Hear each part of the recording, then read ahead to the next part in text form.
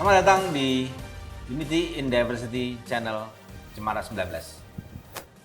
Saudara-saudara, kalau kita mendengar konsep gotong royong, maka konsep itu bukan saja penting, ya, tapi juga sesuatu yang menyehari, artinya kita temukan dalam keseharian.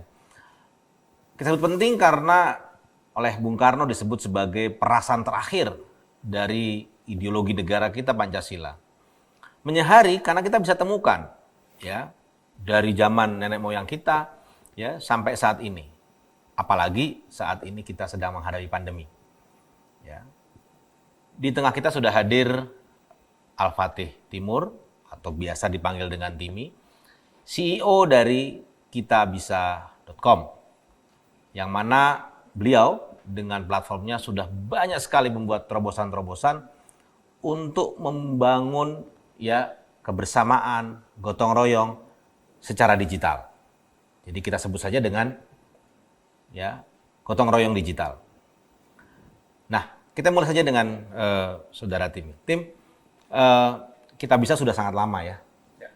Tapi yang saya mau tanyakan bukan sejarah, tapi apa sih yang memicu pertama kali, ya, Timi dengan teman-teman membangun kitabisa.com? Oke. Sebelumnya senang banget bisa ngobrol lagi sama Bang Doni. Sejak berapa tahun yang lalu tuh Bang di Kukusan. Udah lama banget itu. Kita sama beberapa mahasiswa sering main ke rumah Bang Doni terus minta wejangan-wejangan di Kukusan waktu itu. Kelas filsafat informal kayak Bang dulu. Iya. Sempat berapa sesi. Anyway, jadi sebenarnya sejak lulus dari kampus sama beberapa teman, sebenarnya kegelisahannya melihat banyak gerakan-gerakan atau aktivisme sosial yang itu kekurangan dana sih Bang. Klasik lah. Ya. Karena dulu kan ya kalau di BEM juga kita sering galang dana. Ya. Kita sering fundraising pakai alma mater, keliling-keliling bawa kotak amal gitu, bawa kardus air mineral. Tapi susah itu untuk menggalang donasi gitu. Ya. Lalu di sisi lain kita juga percaya banyak orang yang sebenarnya mau bantu tapi nggak tahu kemana, tempatnya di mana yang bisa dipercaya dan apa proyeknya gitu ya. Jadi atas dasar itu, sesimpel itu sih hipotesisnya, gimana kalau kita hubungkan aja antara yang tadi punya gagasan untuk membantu sesama, proyek sosial ya khususnya, sama orang yang mau membantu untuk donasi. Jadi kita di jembatan ini. Dan ini bukan sesuatu yang rocket science gitu ya, karena di luar negeri udah ada crowdfunding gitu ya. Platform crowdfunding udah banyak sekali di Amerika, di UK dan lain-lain. Tapi crowdfunding ini kan ya bahasa kerennya, bahasa luar negerinya. Kalau di kita ya tadi namanya gotong royong, udunan, patungan, iuran, badonce. Masing-masing budaya punya namanya sendiri. Betul. Dan itu sih yang akhirnya men-trigger kita, kenapa ya kita nggak punya platform crowdsourcing sendiri di Indonesia yang fokus ke sosial. Apalagi ya kita percaya juga sama kolektivismenya orang Indonesia ya, kalau udah tolong-menolong pasti kuat. Nah itulah yang sebenarnya membuat kita mendirikan di 2013. Jadi sudah hampir berapa? 8 tahun ya? Udah mau 8 tahun. 8 tahun ya, luar biasa. Tantangan yang paling berat di awal membangun kitabisa.com, apa kira-kira itu? Karena dulu kan dibikinnya as a movement ya Bang, informal lah. Jadi gerakan informal di akhir pekan. Mungkin tantangan pertamanya adalah membuat ini dibutuhkan dan dipakai sama masyarakat. Gitu. Karena kan sering banget kita bikin produk teknologi atau website, aplikasi, capek-capek bikin nggak dipakai gitu ya. Nah, itu tantangan pertama sih, membuat produknya itu benar-benar dipakai sama masyarakat lah, gitu, sama pengguna. Dan bagian dari membuat itu bisa dipakai adalah membuat itu dipercaya. Jadi trust itu juga tantangan sih. Karena kalau ngomongin donasi pasti akan sangat berkaitan sama trust, amanah gitu ya. Kenapa sih harus donasi di sini? Kenapa nggak di tempat lain? Kenapa via ini? Kenapa via itu? Dan lain-lain. Nah itu yang pelan-pelan kita bangun dengan menunjukkan success stories ya. Dari satu project ke project yang lain gitu ya. Dari penggalangan ke penggalangan dana yang lain. Dan waktu itu dimulai memang dari kalangan kampus ya Bang. Jadi 2013 sampai 2014 itu isinya kita bisa anak-anak BEM aja tuh, bikin rumah belajar, perpustakaan, ada sekolah master di Depok waktu itu terancam digusur, galang dana di sana. Jadi awal-awal tuh proyek seperti itu, baru kemudian masuk ke proyek non-profit NGO, baru kemudian banyak keluarga-keluarga yang butuh dana buat biaya pengobatan, itu baru-baru kayak 2015-2016an. Ya, Nah, correct me if I'm wrong ya. Kita bisa ini kan a startup company ya. Ya. Artinya is a company gitu. Is a company berarti is a platform, is a commercial platform kan. Nah, tapi kan sebenarnya kan ini di mission driven gitu. Social ya kan sifatnya. Nah, ini bagaimana tuh? This is a company but is also a social movement. Ini bagaimana mencari titik temunya ini? Ya, ya. Ya sebenarnya 2013 tadi Bang ya, didesain tidak jadi startup. Jadi kita malah nggak familiar sama Tadi non profit ya? even very informal lagi gerakan. Gerakan, oke. 2014 baru bikin yayasan. Oke. Jadi 2013 tuh nggak ada badan hukum, numpang di rumah perubahannya Pak Renald. Oh, I see, oke. 2014 bikin yayasan, 2015 bikin PT. Oke. Jadi kenapa kita berproses sampai mikir PT? Karena salah satu yang kita pelajari juga tentang social enterprise ya. Jadi misalnya mission driven, double bottom line. Intinya kalau bahasa sederhananya, kalau Pak Renald bilang tim nafasnya harus panjang gitu. Ini maraton gitu ya. Jadi kamu harus mikirin gimana caranya supaya bisa sustainable gitu. Iya. Dan kalau crowdfunding kita berkaca ke luar negeri, mereka memang ada biaya platform lah ya, biaya operasional atas platform. Yang itu kalau di kita bisa, kita kenakan 5%, kalau kecuali untuk bencana alam itu 0%. Nah itu yang kita administer gitu, under yayasan kita bisa. Jadi kita bisa as a platform itu yayasan. Operatornya, dan kita berizin di Kemensos. Jadi semua donasi itu masuknya ke yayasan, dan biaya operasional kita dari si 5% tadi, dan itu diaudit. Jadi publik juga bisa lihat sebenarnya 5% ini kemana sih larinya dan lain-lain gitu. Dan kita memang ada PT. Nah PT-nya ini yang sebenarnya tugasnya tuh mencarikan sumber-sumber dana lain yang untuk mensubsidi yayasan juga. Jadi sifatnya subsidi silang supaya ekosistemnya makin besar. Karena develop platform, teknologinya, kemudian untuk dapetin yang terbaik kan juga butuh dana yang besar. Sehingga itu aspek si PT-nya juga untuk mencarikan dana supaya ini bisa lebih jangka panjang gitu sih. Oh, jadi itu yang men-trigger perubahan menjadi company ya. Jadi supaya sustainable dan bisa long lasting. Dan sebenarnya nggak berubah karena dua-duanya masih jalan. Masih jalan. Jadi ada yayasan dan ada PT. Oke. Yang menarik dari kita bisa adalah ini. Jadi kalau tadinya kan kita urunan ya untuk orang yang membutuhkan dan kebetulan orang itu dekat. Misalnya penjaga sekolah ya yang kita tahu lah misalnya. Ya, jadi community lah. Ya kan? Pemilik warung yang bermasalah, apalah pokoknya orang yang kita kenal ya. Tapi kan kemudian ini ekspansif gitu ya. Jadi rasa berbagi itu bukan kepada orang yang kebetulan kita kenal dan kita tahu, tapi juga akhirnya ke seseorang yang ya hanya karena ada di kita bisa gitu ya, kita langsung trust bahwa dia butuh bantuan. Jadi akhirnya funding bisa datang dari mana saja, bahkan orang yang tidak kenal, hanya karena story-nya kemudian dia mau berbagi. Nah, tim merasakan nggak bahwa ada proses semacam itu? Ya, jadi kalau di crowdfunding ada terms namanya peer funding, jadi peer group funding. Peer group funding. Ya, jadi sebenarnya funding pertama itu pasti datang dari inner circle si yang galang dana. Jadi masih berdasarkan trust-nya di si penggalang. Iya, karena kenal ya. Karena kenal. Okay. Betul. Tapi observasi Bang Doni benar banget. Karena yang unik di Indonesia, yang setelah kita juga ngobrol sama banyak crowdfunding platform lain, ternyata proporsi peer funding ini itu bisa terkalahkan sama donation dari strangers gitu ya, dari orang-orang yang nggak dikenal gitu ya. Jadi trust terhadap strangers gitu ya, terhadap causes yang nggak hanya yang saya kenal itu tinggi sekali di Republik ini gitu.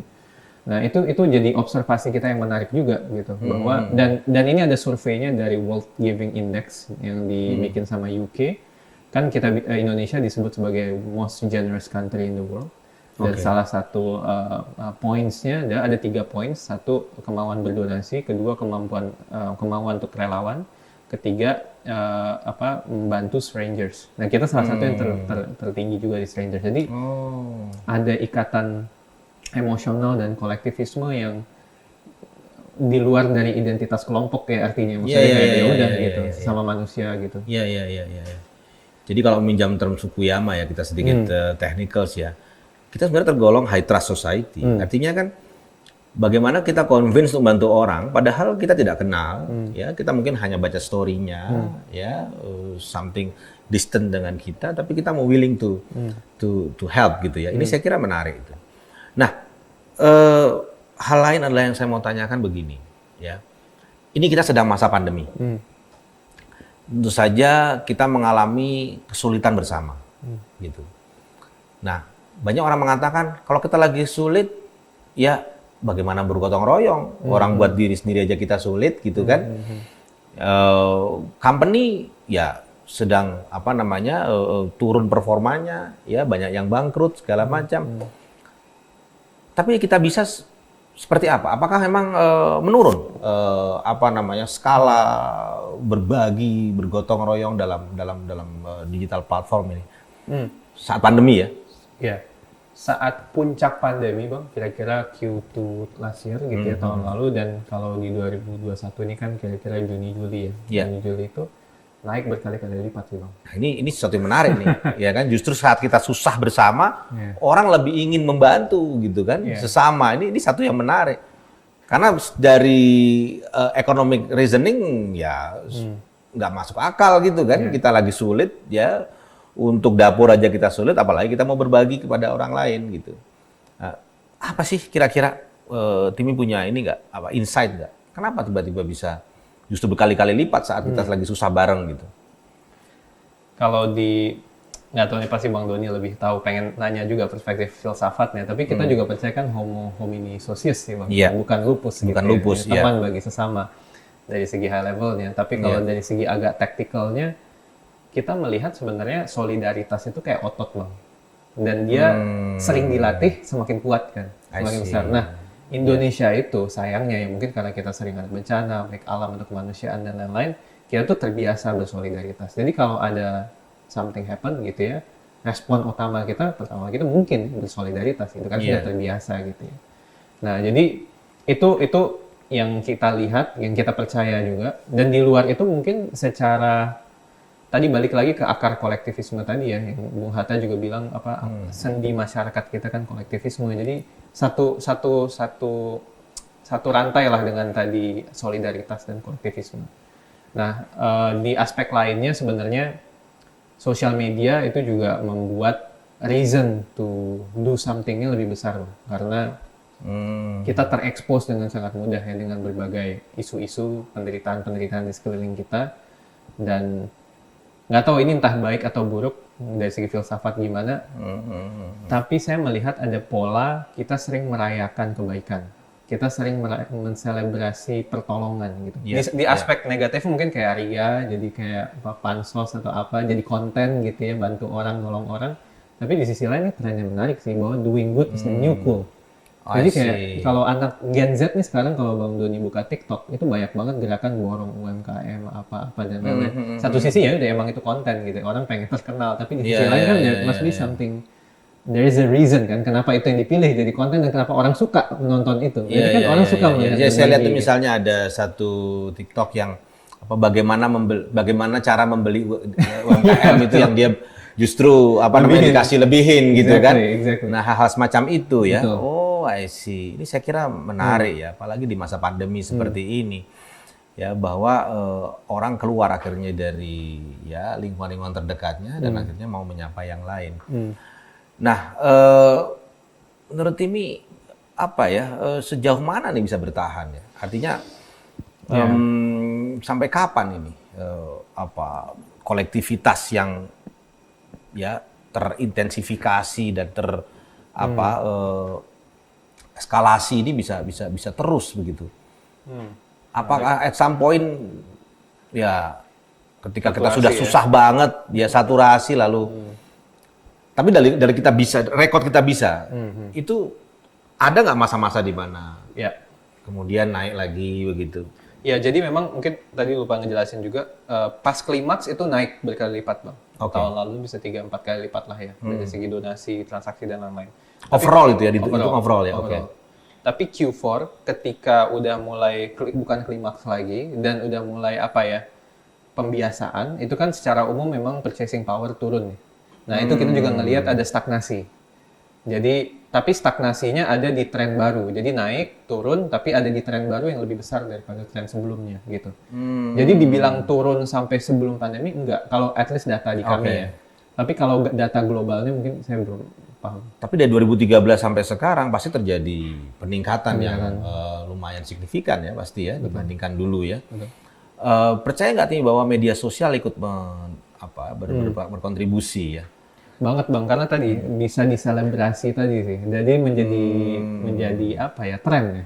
Iya, karena saya ingat misalnya dulu tuh yang fenomena yang sangat mendobrak dan sangat akhirnya menggugah kita tuh yang ingat koin untuk berita. Koin untuk berita, Itu betul. pertama kali tuh. Akhirnya ada semacam pattern Betul. dalam berbagi gitu ya. Ketika ada orang susah, semua orang nyumbang. Orang susah, semua orang nyumbang. Padahal berita mungkin kita nggak tahu gitu ya. Kita cuma tahu dari news, kita dari ini. Tapi penderitaan yang ternarasikan di sosial media, di media itu kemudian menyentuh kita dan mau berbagi. Gitu. Ini ingat sekali ya, kalau untuk berita tuh. Dari situ kemudian terjadi eskalasi, gitu. ya kan, selebrasi kebaikan itu akhirnya terjadi di mana-mana gitu. Dan saya kira kita bisa jadi platform yang paling memadai ya untuk itu. Tapi sekali lagi, Tim, saya mau tanya. Ya kita sekarang lagi pandemi ya, kita sekarang lagi membutuhkan bantuan banyak begitu. Ya ini menjadi satu komplementer yang sangat baik untuk government karena government tidak mungkin ya sendirian begitu saat ini. Nah kalau kita bicara berbagi, kita bicara kolektivitas, gotong royong, ya ada nggak sih ditemukan kesulitan misalnya, ya mungkin ada satu issues ya, hoax atau apa, ya, yang kemudian ya mengganggu eskalasi kegotong royongan ini gitu, ya, itu satu. Yang kedua, ini mungkin agak lebih ini ya, ini kan sebenarnya gotong royong ya dengan platform digital ini kan juga sesuatu yang membangun keindonesiaan. Kita bisa bantu orang di Papua, ya. Kita tidak kenal, tapi akhirnya kita merasa bahwa dia adalah saudara kita, gitu. Tapi satu sisi kayak tadi ada isu-isu SARA dan lain sebagainya yang masuk, yang membuat kita ya agak terganggu gitu, ya. Jadi maksud saya gini, kita sekarang ya terus terang sejak 2014 kita ada politik identitas, ada polarisasi. Tapi sisi lain, ya ada gerakan gotong royongan ini. Ini bagaimana nih? Artinya apakah ada misalnya satu ketika, saya tidak mau lah, saya mau lihat background-nya dia dulu, lihat misalnya rasnya, sukunya, apanya. Ya ada nggak ditemukan semacam itu, Tim? Pengalaman ya? Ya, menarik. Mungkin yang pertama dulu tadi mungkin apa yang menjadi blocker gitu ya Bang ya? Ya, blocker. Ya, blocker lah ya. Tadi Bang Doni angkat tentang hoax atau fraud itu terjadi sih Bang. Terjadi. Itu terjadi. Misi kita kan menghubungkan orang baik gitu, tapi tidak semua orang baik gitu ya. Maksudnya ada niat-niat lain lah gitu di kita bisa. Dan kami punya tim kita sebutnya trust and safety. Jadi tim yang melakukan verifikasi, investigasi, bahkan sampai ada beberapa yang masuk ke jalur hukum gitu-gitu. Karena semua penggalangan dana itu kan ada dokumen-dokumen yang kita minta Bang. Dari verifikatornya juga gitu. Dan misalnya kalau orang sakit kita minta dokumen medisnya gitu. Sakit di mana rumah sakit, dan kita kerjasama juga dengan banyak rumah sakit. Jadi itu musuh bersama lah semua semua penggalangan dana lah, gimana memastikan itu bisa amanah dan tidak disalahgunakan lah gitu ya, dan itu PR utama kita. Dan pelan-pelan kita juga explore dari segi teknologinya juga gitu ya, gimana mendeteksi sikap-sikap fraud ini gitu. Dan satu lagi adalah laporan dari masyarakat sendiri, karena kan di setiap penggalangan dana di Kitabisa itu kan transparan, terkumpul berapa, update-nya apa, dan ada tombol lapor kan. Jadi kalau publik melaporkan, itu tim trust and safety atau bercandaan internalnya tim suuzon gitu ya, itu ada langsung alert, langsung investigate. Dan banyak hal yang kita lakukan. Kita suspend, kita kembalikan dana ke donatur sampai ke tempuh jalur hukum. So, itu yang kita lakukan untuk yang blockers. Nah, kalau yang kedua, tadi menarik sih, kalau aspek politik identitas. Saya sih yakin pasti ada aja sih Bang. Secara individu, mereka punya preferensi ya, gitu ya. Jadi, ya beberapa orang, dan itu mungkin relate sama pengalaman-pengalaman pribadinya juga ya gitu. Ada yang memilih untuk berdonasi untuk rumah ibadah di daerah tertentu, agama tertentu gitu ya. Atau ada yang preferensi ya, preferensi penyakit cancer karena keluarganya pernah yang kena cancer dan lain-lain. preferensi itu tetap ada. Tapi yang menarik, mungkin kalau boleh cerita sedikit Bang, kita sempat bikin program namanya Saling Jaga. Oke. Jadi Saling Jaga itu sebenarnya mengotomasi bantuan dan kebaikan tanpa orang harus pilih-pilih. Oke. Jadi ceritanya sederhana sih, kan di Kitabisa itu banyak banget penggalangan dana orang sakit ya Bang, medis yang butuh biaya untuk donasi dan lain-lain. Nah, tapi mereka kalau pengen dapat bantuan harus galang dana dulu. Dia harus bikin galang dana kayak Sakit dulu, galang dana baru dibantu. Oke. Exactly. Dan tidak semua orang mampu melakukan itu. Mudah kan menggalang dana online itu bukan hal yang mudah. Bukan hal yang mudah, betul. Bikin story, foto dan lain-lain, terus nyebarin. Nah, lalu kita bertanya ke diri sendiri kayak ke tim gitu ya, apa yang kita bisa lakukan untuk membantu orang-orang bahkan tanpa mereka harus galang dana. Dan kita dapat insight dari masyarakat sendiri, local wisdom gitu. Ternyata kalau kita banyak di masyarakat kita yang kalau butuh bantuan, selain minta ke misalnya ke teman terdekat dan lain-lain, ada beberapa yang sudah punya semacam komunitas yang bisa saling kayak celengan bersama gitu, komunitas celengan bersama. Waktu itu kita survei ke abang-abang ojol di basecamp mereka tuh biasanya ada uang kas basecamp. Mereka habis narik 5.000 per minggu gitu. Jadi kalau ada anak yang sakit ambil dari sana. Di situ, oke. Kalau nggak ada yang sakit jalan-jalan. Jadi udah terbiasa kita membangun kayak semacam kas jaga-jaga, uang jaga-jaga. Uang jaga-jaga. Ya, basisnya donasi, sedekah gitu ya. Karena ya udah kita masukin ini gitu buat kita jaga-jaga gitu kalau ada apa. Nah, dari sanalah inspirasi kita melahirkan Saling Jaga. Oke. Yang waktu itu hipotesisnya sederhana, kita ngajakin masyarakat untuk berdonasi minimal Rp10.000. Dan itu menjadi saldo bersama. Dan ketika ada satu orang yang sakit, itu langsung otomatis semuanya saldonya terpotong secara proporsional. Oke. Jadi bayangkan ada 100.000 orang ngumpulin Rp10.000. Berarti kan itu 1 miliar ya Bang ya. Dan satu orang sakit butuh 100 juta. Jadi ketika satu orang sakit butuh 100 juta, 99.000 orang tersebut langsung terpotong saldonya. 99.999 orang langsung terpotong saldonya untuk membantu satu orang ini. Dan saldo masing-masing itu akan berkurang secara proporsional. Dia berkurang Rp10 gitu ya untuk membantu agar seorang dapat Rp100 ya untuk membantu kita. Nah, ini jadi alat gotong royong otomatis. Yang siapapun butuh. Jadi tidak menunggu orang ada masalah ya. Betul. Langsung menunggu. Nah, jadi itu eksperimen yang kami lakukan. Nah, tapi memang ada feedback lah dari regulator gitu sehingga kita sekarang lagi proses untuk meredefinisi ulang konsepnya dan mudah-mudahan kita bisa terus lanjutkan semangatnya tapi dengan mungkin baju yang berbeda. Oke, ini inisiatif sangat baik ya. Saya kira apalagi di saat kita nih pandemi seperti ini, ya bayangkan ya ada orang yang mungkin tidak tertangani oleh asuransi baik itu swasta maupun negara begitu kan. Dengan ini kan bisa sangat terbantu begitu ya. Apalagi sekarang kita lihat orang sangat butuh sekali bantuan kesehatan ya, biaya medis dan lain sebagainya. Ini saya kira ya kita mesti lihatlah ke depan seperti apa. Tapi ini sangat baik. Dan ini juga membuktikan bahwa ketika ini menjadi suatu platform, maka selalu ada inovasi. Ya, tapi inovasinya tidak pernah lepas dari tadi misi. Ya kan, ini bukan inovasi bisnis, tapi ini inovasi sosial kan gitu. Jadi tujuannya sosial, misi sosial. Nah, saya tertarik ya. Timi pernah mengatakan satu frase yang buat saya indah sekali. Apa yang dilakukan ini adalah industri harapan. Jadi ini kan menarik. Nah, ini seperti tadi ini company tapi mission driven. Ini industri, but industri yang giving hopes. Ya. Nah, bisa nggak Timi elaborasi itu? How come this is a industry of hope gitu, industri harapan?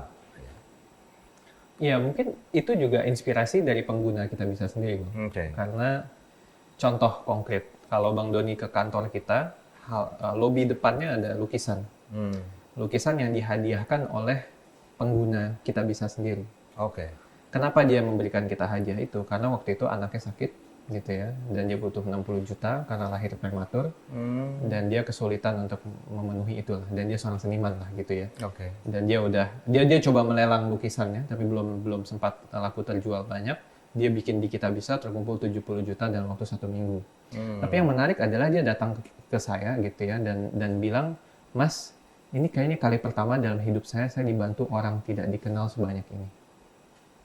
Berapa jumlah 200-300 orang gitu. 200-300 luar orang. biasa ya. Dan mungkin buat, ya itu kan momen spiritual ya Bang ya. Kita Iya, ada iya, kesusahan, iya, iya. tiba-tiba aja gitu ada ratusan orang yang kita nggak kenal bantu. Dan itu menumbuhkan harapan buat si keluarganya. Dan akhirnya dia membuatkan kita lukisan yang indah banget. Intinya memperlihatkan bahwa ada kapal-kapal kemanusiaan. Dan yang menarik, saya masih kontek-kontekan gitu ya. Sekarang aliran lukisannya banyak ngomongin sosial dan humaniora. Jadi ngomongin, kemarin dia bikin lukisan tentang Rohingya, gitu, tentang apa, jadi itu mempengaruhi cara pandang hidupnya. Cara pandang hidupnya. Betul. Nah itu dari orang yang terbantu ya, dari orang yang mendapatkan donasi. Iya. Tapi dari orang yang berdonasi pun, kita juga sering banget dengar cerita-cerita bahwa ya mereka itu berdonasi itu nggak hanya untuk bantu orang yang butuh, gitu, tapi berdonasi itu kebutuhan buat dia sendiri juga gitu. Dan kebutuhan untuk dia tuh dalam konteksnya, dia ngerasa ini sebagai apa ya? Kalau nggak ngelakuin ini kayak ada yang kurang gitu, kayak ada yang missing lah gitu. Makanya saya sering tanya ke orang, ada yang tahu nggak kapan traffic Kitabisa paling tinggi? Orang jawabnya mungkin jam 9 malam, jam 12 siang gitu. Tapi sebenarnya faktanya jam 4.30 pagi sampai 6 Jadi pagi. sebenarnya ya, spiritually speaking ya, gotong royong digital yang akan Kitabisa ini bukan cuma membantu yang butuh, tapi donatur juga secara spiritual juga terbantu gitu kan. Artinya dia ada kanalisasi. Iya. Kemudian juga dia akhirnya bisa kekosongan jiwanya gitu ya, spiritual emptiness untuk dengan berbagi gitu ya. Ini saya kira suatu yang menarik gitu. Nah, saya ingin tanya, ya pasti dalam perjalanan kita bisa pasti banyak orang yang terbantu ya. Ada nggak satu testimoni yang sangat menyentuh tadi, misalnya seniman ya? Ada nggak yang lain misalnya yang sangat menyentuh gitu ya? Menulis surat kah, atau kirim WhatsApp kah, atau buat testimoni dan lain sebagainya yang sangat menyentuh dan mengatakan, oh iya ya, gotong royong ini bukan cuma enak diucapkan atau harus dihafalkan, tapi memang harus diamalkan gitu. Ada nggak testimoni yang kalau yang sangat personal masih seputar medis sih Bang. Saya pernah dipeluk sama salah satu penggalang dana gitu ya, yang betul-betul bilang ya ini billing rumah sakit saya ini, saya setiap hari ngecek Kitabisa gitu. Setiap hari itu donasi saya kekumpul berapa. Karena whatever kekumpul langsung bayar billing rumah sakit gitu. Sampai berapa kalau boleh tahu? Wah kalau Coverage-nya. bayi-bayi di NICU itu Bang, kadang kalau mereka yang nggak di cover insurance gitu ya, itu bisa sampai miliaran kadang Bang ya. Ratusan juta. Karena ada beberapa, karena kalau bayi prematur bisa berbulan-bulan di ruangan NICU gitu ya. Dan itu per malamnya bisa puluhan juta gitu. Nah itu momen yang keluarga, jangankan keluarga nggak mampu, keluarga mampu pun kadang harus menguras aset dan lain-lain gitu ya. Jadi dia betul-betul ya whatever donation yang kekumpul itu semacam, kalau bahasanya dia kayak memperpanjang usia anaknya, karena kalau dia nggak bisa bayar mungkin ventilatornya harus dicopot dan lain-lain. Dia harus mengambil keputusan buruk kan gitu. Nah itu juga momen yang sangat itu momen kita ngerasa kayak kita harus seriusin nih gitu, bikin platformnya supaya orang-orang yang lagi ya pundaknya lagi terlalu berat gitu dengan berbagai beban, itu agak sedikit ada harapan dari bantuan-bantuan strangers ini gitu kan. Kita lagi-lagi menumbuhkan harapan tadi kan, jadi tiba-tiba ya at least ada yang bantu gitu sih. Itu sih yang paling berkesan banget Bang kalau medis. Kalau selain itu ya mungkin banyak ini ya cerita-cerita menarik tentang ya infrastruktur yang terbangun karena gotong royong, bahkan tidak hanya rumah ibadah dan keagamaan ya. Sekarang udah mulai juga ada beberapa infrastruktur publik yang digalang bersama-sama warga yang peduli lah sama lingkungannya, lalu membangun infrastruktur gitu. Oke. Nah, ke depan kira-kira mimpi apa yang masih ingin dicapai oleh Kitabisa? Kita udah tahu Kitabisanya sudah berbuat sangat banyak, sudah dikenal oleh semua ya, mau kepentingan baik di government maupun di non government, semua tahu lah. Tapi ini mau kemana nih? Ya, ini kan sudah 8 tahun ya, sudah hampir bentar lagi 1 dekade nih Kitabisa nih. Ada nggak masih ingin dicapai tim dari Kitabisa? Ya, tadi yang saling jaga kita pengen banget bisa Itu terobosan yang Betul. menarik sekali dan Iya. memang harus diperjuangkan. betul kita pengen itu jadi kenyataan lah ya bisa melindungi banyak masyarakat gitu tanpa Iya. harus apa namanya ya menggalang dana gitu. Iya. Karena jadi mungkin kalau obrolan-obrolan internal kan ya kadang kita juga punya pertanyaan yang cukup eksistensial ya bahwa Iya. kalau donasi terus-terusan sebenarnya kan nggak harus ada, kita bisa tuh nggak harus ada gitu kan. Maksudnya kenapa orang sakit harus galang donasi gitu ya. Itu kan karena ada lubang-lubang struktural gitu ya. Yang, Iya. salah satu solusi yang lebih struktural dan lebih sistematisnya adalah tadi kan jaringan orang-orang yang otomatis tolong-menolong atau yang kita Iya, sering iya, sebut iya, sebagai iya. asuransi proteksi. Jadi itu Betul. semacam solusi yang lebih struktural, sistematis bisa mengaddress root cause of the problem gitu ya. Tidak harus simptom-simptomatiknya aja gitu. Nah, itu sih ambisi dan aspirasi terbesar kita bagaimana Iya. menuangkan semangat kedermawanan ini selain untuk yang sifatnya ad hoc yang kita tetap perlukan supaya kita bisa mengawal dan menjaga harapan di momen-momen terburuk kan selalu ada aja ya setiap orang di momen-momen tertentu itu butuh last hope, butuh tempat buat dia berjuang dan dibantu orang pasti kita bisa. Tapi selain itu ada semacam cara baru untuk tolong-menolong yang lebih sistematis yang bisa saling menolong sesama kita dan mimpi kita ya ini malah membangkitkan humanisme ya karena satu cerita yang saya lupa bilang ke Bang Doni, ada bapak-bapak di Papua waktu di Saling Jaga itu ya, itu dia kena COVID dan waktu itu kan salah satunya kan kalau kena COVID dapat 5 juta ya, dapat donasi dari Saling Jaga. Dari Saling Jaga. Dari Saling Jaga. Dan dia bilang ke saya tuh gini, Mas saya itu masuk Saling Jaga, niat saya itu sedekah. Jadi bukan buat saya dibantu, tapi pas saya dapat dan saya ngelihat saya dibantu ratusan ribu orang. Dia tuh berkaca-kaca gitu ceritanya dan dia ngerasa kayak ini Kayaknya dia yang dapat. akhirnya dia yang dapat benefitnya. jadi kayak mungkin buat apa yang semai itu yang dituai kayak perasaan gitu kali Bang ya niat lu bantu orang kok ngerasa yang dibantu gitu jadi itu tuh menurut saya itu momen-momen emosional spiritual yang kalau dialami manusia itu mungkin itu men-trigger higher calling dia gitu ya dan mungkin bisa meredefinisi kayak alasan dia hidup, alasan dia berbuat dan merubah cara pandangnya terhadap manusia juga gitu. Menurut Bang Doni gimana? Ya pastilah. Platform kita bisa ini tadi dia mengubah yang membutuhkan dan juga mengubah yang mendonasikan gitu. Itu pasti ada perubahan. Ya, bayangkan ya kita tahu 10 perak yang kita sumbangkan itu bisa membantu orang yang mungkin kritis misalnya ya butuh ventilator dan lain sebagainya. Itu kan ada rasa rilis ya, spiritual rilis gitu. Ya bahwa kita bisa membantu gitu. Padahal kita nggak kenal ya kan. Orang yang dibantu juga tadi dia akan ini orang dari Jakarta, dari Banten, mungkin dari Aceh sampai ke Papua gitu ya berbaginya solidaritasnya melalui jadi saya kira akan ada perubahan yang signifikan gitu. Nah terakhir saya mau nanya ini sebenarnya ini startup company kitabisa.com ini kan based on social philosophy kan kira-kira gitu ya. This is a social movement gitu ya basisnya adalah kedermawanan. Seberapa dalam itu tertanam misalnya. Timi saya tahu, tapi ke mereka yang tergabung di Kitabisa, ini apakah menjadi satu persyaratan juga gitu ya? Artinya this is not business. This is a social philosophy based company gitu. Ya, jadi kalau Anda tidak punya nature ya kan kedermawanan mau berbagi ya. Kan ini kan kita bekerja untuk ngurusi orang sebenarnya. Ya kan, not for the sake of ourselves gitu ya.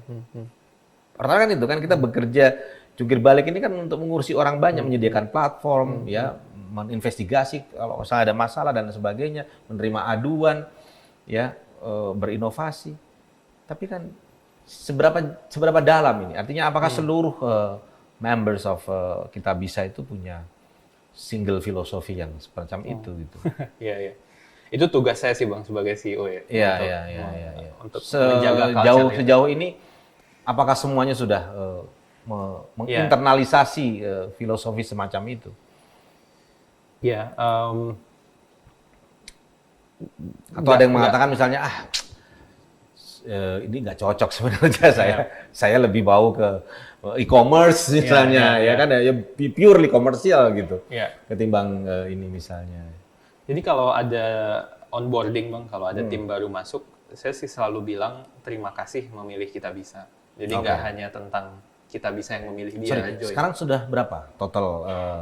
Jadi kita yayasan dan PT digabung mungkin 300-an orang. Luar biasa. Iya. Jadi, nah kenapa saya berterima kasih memilih Kitabisa? Karena menurut saya mereka memilih kita. Tidak hanya kita interview lalu kita lolos, mereka lolos seleksi. Oh, I see. Why at the first place pilih Kitabisa? Kenapa? Exactly. You have another startup company yang mungkin pure commercial dan dan saya selalu yakin energinya somehow connected loh. Walaupun agak 1-2% aja, walaupun misalnya ada teman engineer yang tidak terlalu menunjukkan aktivisme atau ya dia profesional aja, tapi saya yakin ternyata dia suka ngasih kucing di pinggir jalan. Ini full employment atau ada yang juga part time atau ad hoc untuk Kitabisa full employment? Ada full employment, ada kontrak, ada kontrak ya, ada intern. Ada intern. Oke, terima kasih Timi. Sama-sama, Bang Doni. Saudara-saudara, kita sudah dengar banyak sekali hal yang menarik ya, bahwa gotong royong ya itu bukan cuman slogan gitu, tapi sesuatu yang harus kita amalkan. Dan kehadiran platform digital seperti kitabisa.com ini membuat gotong royong itu menjadi sesuatu yang bukan cuman komunitas, tapi juga mengindonesia. Kita bisa berbagi pada saudara kita yang di Papua, di Aceh, ya, di Sulawesi, Kalimantan, tanpa kita kenal. Ini saya kira satu hal yang menarik dan mudah-mudahan menginspirasi kita semua untuk mengikuti jejak saudara kita yang ada di Kitabisa, untuk bisa bagaimana membuat gotong royong sebagai yang tadi disebut perasan terakhir Pancasila, ya inti dari dasar negara, ideologi negara kita, tidak tinggal di ucapan tapi jatuh ke perbuatan dan bisa membantu sesama. Sampai jumpa di Unity in Diversity Cemara 19 Channel.